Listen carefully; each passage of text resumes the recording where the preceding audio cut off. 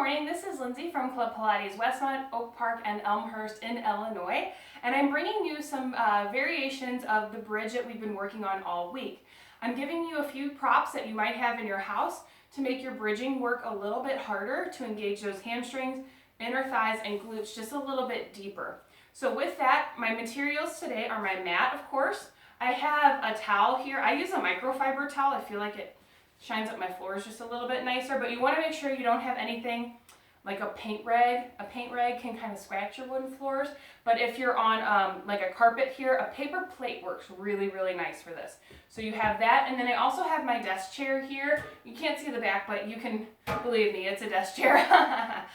With that, let's go on ahead and come down to our mat. We're going to start with the chair. I'm just going to set my towel to the side, and we'll start with that chair. So go on ahead and come on down. I'm just going to get my front feet on that mat here, because if I press into it, I don't want it going anywhere. So you can see here, my front feet, my front legs on my chair are on my mat. So come on down. Excellent. Now I'm going to take my heels on about hip width distance. Heels on as if this was our foot bar on our reformer. My hands come down onto the mat. Now since we're elevated, we're going to get a little bit more articulation through that spine, and this way we'll be able to articulate up one vertebra at a time without skipping any sections. But as we lift up, we have to have more control to not let our ribs pop out, and we'll get more engagement in the glutes and in the hamstrings. So again, I'm going to take my heels on hip width distance, palms pressed down to the floor. Wonderful. Tuck my pelvis and start to roll up. Right away, you're going to feel, oh, I'm way higher than I was, and you might even start to feel those hamstrings kick on a little bit earlier than normal. Rolling up and rolling down. Now I'm going to continue here to roll up and down, but I just want to kind of remark on, you can take your feet together. You can take your feet wide. That'll change it up significantly, and with my feet just parallel, hip width distance, I'm feeling those hamstrings. Legs together as I roll up and down, I'm going to start to feel inner thighs, and that's going to turn on something different. Rolling down here, I take my feet wide, and now I'm going into outer glutes, outer thighs. Rolling up, there they are, yep, and down. And you guys can play with that here as you practice. Excellent, now come on down. Wonderful, I'm going to go back to hip width distance, and my heels are still on. I'm going to go into those hinge bridges that we've been working on, and you'll feel the difference there too. So again, palms pressed down, keep my spine neutral, squeeze my butt, thrust up in one unit, down in one unit, tap, and go right back up. We have a little bit more distance, and then that tap and thrust, we get into those hamstrings a little bit more. 2, come all the way up on 1, and just as we did, we can do a little marching here. 1 and 2. 1 and 2. Bring it down, hinge it down. Excellent. Again, you can play with your feet together, with them hip width distance, with them wide. You'll get that same kind of engagement, but again, with the thrust up, you'll feel a lot more glutes. Okay, so that being said, of course you can go into single leg.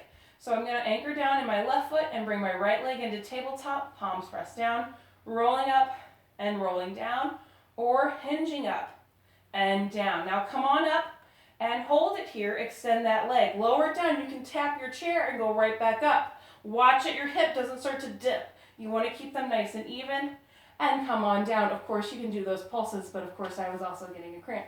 Awesome, so I'm going to demonstrate those pulses on this other leg. So go ahead, leg and tabletop, palms pressed down into the floor, tuck and roll. 1. And come up on 2, extend the leg here and pulse. 2, and come on down. Yep, my hamstrings are feeling it for sure. So let's go ahead and come up. Now that we've kind of worked with the chair, you can experiment with those. Maybe even bringing your toes on. Your toes would be on and you'd lift and lower. That's going to be extreme on those hamstrings. Now we're going to use our towel. So I'm just going to scoot my chair out of the way. And I'm going to fold my mat in half. Folding my mat in half because I want my mat, towel to be on the floor. So go ahead and lay all the way down. And this is where you might want to get a set of grip socks so that one foot can stay, because my floors, of course, are a little bit slippery, and that's okay. I'm going to take this rag, and I'm going to put it underneath my right foot. So before I even move, I want to engage those hamstrings here. I'm going to press it out and dig that heel down, pull it in. 1.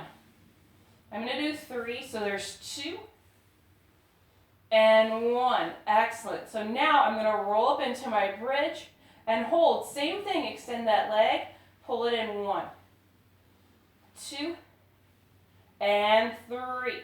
Then bring it down. Let's switch legs. So again, that other leg stays stable. My leg presses out. 1. Whoop, maybe I'm going to go on the heel. There we go. 2 and 3. Bring it in and let's roll up. 1. 2. Come on up and 3. And of course you can hinge, but now again I'm pressing that heel out and pulling it in. 1, 2, and 3. Bring it in and come on down. Now I'm going to open up my towel so that it can accommodate both feet. With that, I'm going to squeeze my legs together because I need to have stability to not let my feet go right out from underneath me.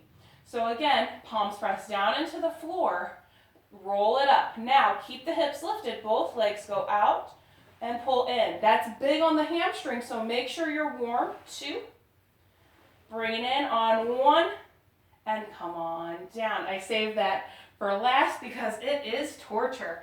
But if you were in class and you were on a reformer and your heels were on, we would lift up and we would press out and in.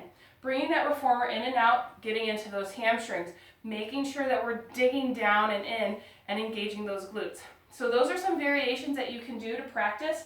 I know for a fact that some of my members, some of my clients have a tough time with our bridging. With that being said, these are really awesome options to keep those hamstrings working right now without the reformer. I would definitely start like we did earlier this week with the articulated bridge on the mat, then progress into the hinge bridge, then progress into single leg, and then add on your tools, your chairs and your regs.